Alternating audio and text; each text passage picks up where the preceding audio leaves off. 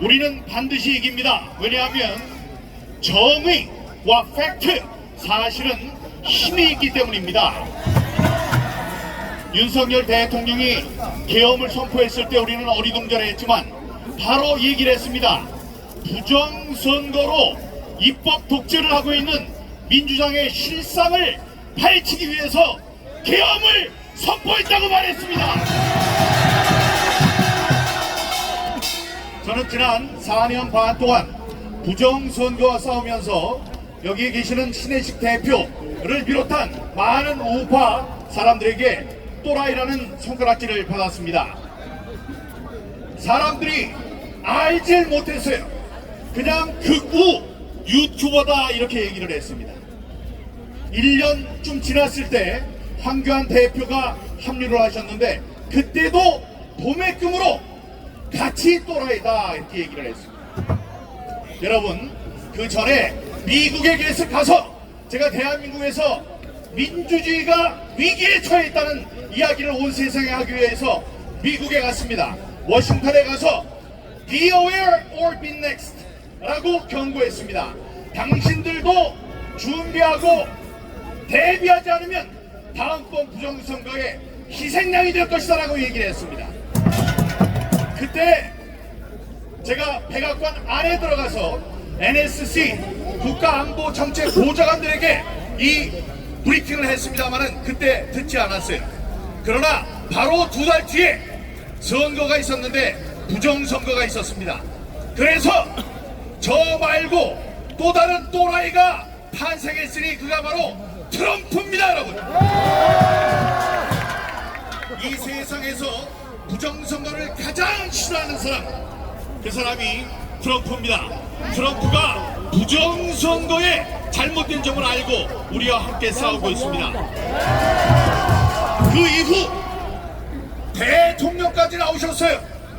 대통령이 2년 반 동안 계속 선정을 베풀려고 노력을 했습니다만은 여러분, 몇십억 원이 있어야지 명절 때가 되면 여러분 선물도 대통령이 주고 그러는 거예요. 그런데 그 특수활동비를 얼마로? 빵원으로, 반으로 자른 것도 아니고 빵원을 만들었습니다. 이렇게 되면 여러분, 대통령뿐 아니라 대통령실에 있는 대통령실장, 비서실장, 대통령 각 수석비서관, 비서관, 이 사람들이 아무 일도 하지 못합니다. 그런데 대통령실만 그런 게 아니고 경찰과 검찰, 저기 감사원까지 특수활동비를 영어로 만들었습니다. 그리고 지금까지 모두 29명을 탄핵시켰어요. 그러니까 이들은 대통령이 동원할 수 있는 인력과 다음에 이 돈과 사람을 다 막아버렸습니다. 그러니 대통령이 일을 할 수 있었겠습니까, 여러분? 그런데 그 일을 하는 사람들이 이 의회를 장악하고 있는데 그 사람들이 제대로 뽑혀서 들어온 사람들이라면 그게 민주주의의 원리니까 할 수 없다 이랬겠지만 여러분, 대통령은 적어도 우리나라에서는 가장 고급 정보를 가장 많이 알고 있는 사람입니다. 이분이 생각할 때 저들 지금 52명은 적어도 52명은 부정선거로 당선된 사람들이다. 그 사람들이 민주당이 아니고 우리 이쪽 당 여당의 사람이었다면 내가 이렇게 고생할 필요도 없다. 근데 사람들이 모르는 거예요. 예, 더 큰 울림을 제가 울리려고 했으나 여기 신혜식 대표도 울리려고 했으나 역부족이었던 겁니다. 그런데 대통령이 한 말씀 하셨습니다.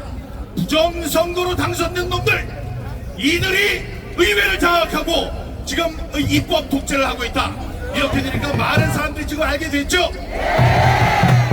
부정선거는 사실이고 부정선거를 일으키는 자들이야말로 내란 세력이 아니겠습니까, 여러분?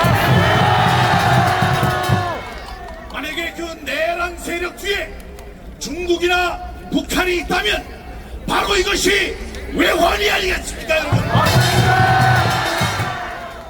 윤석열 대통령은 다만 내란과 외환의 현장을 목도하고 참을 수 없어서 계엄을 선포했습니다.